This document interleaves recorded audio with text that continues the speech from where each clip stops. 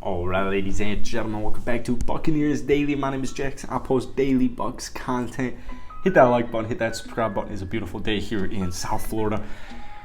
The Buccaneers, I wish I remembered who it was. There's been somebody in my comment section for months, like weeks and weeks, calling a Buccaneers 17-0 season. Now, that's not what today's video is about, but the point is, the Tampa Bay Buccaneers are that good, all right? Tom Brady, let's do a quick brief. Let's do a quick brief session because, first of all, you've played two phenomenal teams, all right? You've played the Dallas Cowboys, who actually just won a football game against the Cincinnati Bengals with a backup quarterback. As much crap as I like to give the Dallas Cowboys, because to me they're not, America's team. You know, they get a lot of memes, but anyways, New Orleans Saints. Recently, Tom Brady and the Tampa Bay Buccaneers haven't had much success against Dennis Allen and the New Orleans Saints. Well, you're 2-0, all right? You're 2-0, and you had very, I don't want to say like completely dominant wins, but it's very clear to me because when you got to consider a couple things, right? Chris Godwin's played 19 snaps, all right? Chris Godwin could be like half of the league's wide receiver one. Most of the team's wide receiver one. Mike Evans was ejected yesterday, which, by the way, that was awesome. I absolutely loved it. He did get suspended. All right, he did get suspended for one game, which is unfortunate because they play the Green Bay Packers. We'll talk about that later on in the week, maybe a little later on in today's video, but he's going to appeal it, as he should.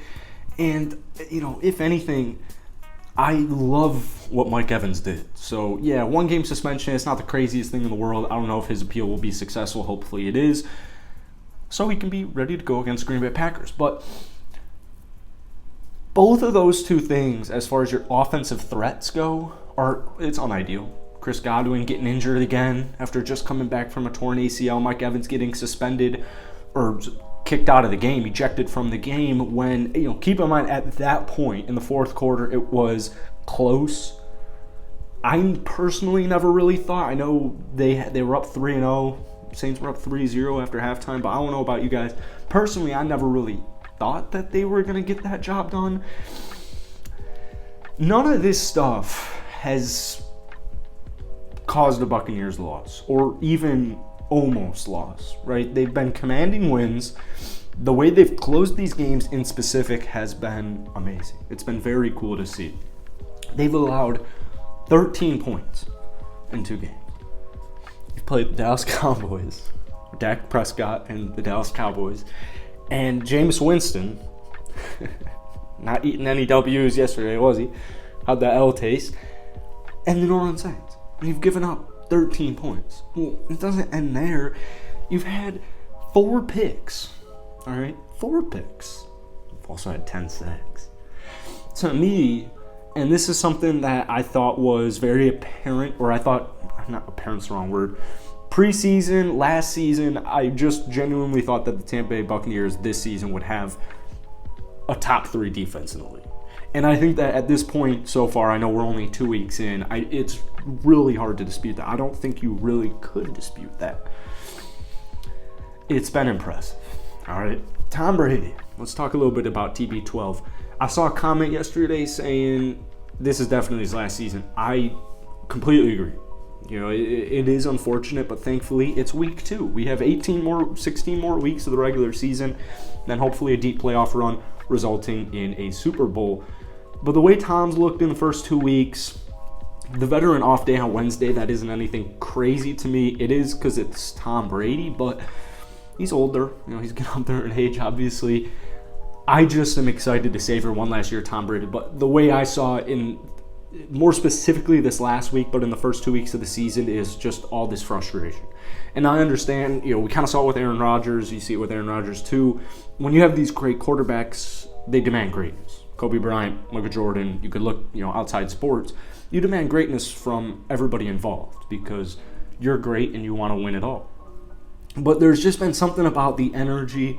There's just something off about Tom right now. You know, I don't want to delve too much into his personal life at all, actually. So, you know, Tom has not had the best 2 weeks.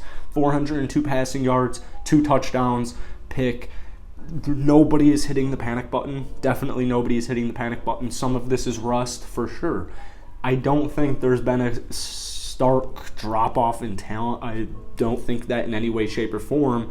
What I actually do really like about what the Buccaneers are doing right now is they're prioritizing the run game. They're getting the job done on the run game. Now, granted, yesterday wasn't the best day, but New Orleans, they have a hell of a defense. You got to give credit where credit is due. They've had just an amazing defense. So Dennis Allen, shout out him because he's very smart. He's very good at what he does. So we got to give credit where credit is due. I mean, keep in mind, man, last time we saw this, Tom Brady shutout loss week 15 last year. It was brutal. 214 passing yards with a pick.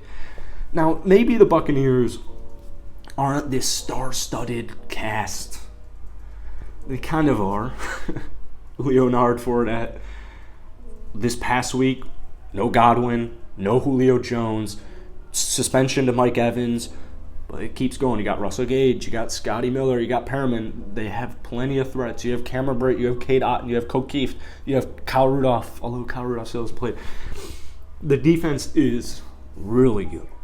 The Buccaneers defense is really, really good. I'm loving watching these games right now. I'm loving watching this defense. And maybe they don't have that crazy Joe Burrow. I don't see why they don't have that kind of talent. But maybe they're not a team that's going to go out and put up 40 a night. Right? But they're going to put themselves in a position, even on their worst day, to win the game. On your worst day, can you beat your opponent on their best day? I think with the Buccaneers, I think that is genuinely truthful. I truthfully think they could. So this is going to be a great season for the Bucs. I wouldn't be surprised if they finish this season between 2 and 4 losses. I don't think it'll go higher than that, but so far through the first 2 weeks, I'm absolutely loving what I'm seeing. Real quick, I guess, just comment on a couple things from yesterday. Bruce Arians, I was listening to, what was it? I just moved here, so like 770. It was ESPN. I was listening to ESPN, and they were kind of ripping on Bruce Arians, like, why are you down below? Why are you down there? Am I missing something? Am I missing something? That's not new to me, especially with Tampa Bay Buccaneers. But that's not new to me in any way, shape, or form. I don't think that's micromanaging or any way or anything like that. Also, none of us are on the field, so I was pretty surprised to hear some Florida guys, some Bucs fans, kind of commenting on that. Although, you know what? I think that was Greeny, and I don't think those were Floridians. So never mind. But just wanted to give an opinion on that. So that's it for today, man. Hit that like button, hit that sub button. Go ahead, drop some comments on this deadly Tampa Bay Buccaneers team. Peace.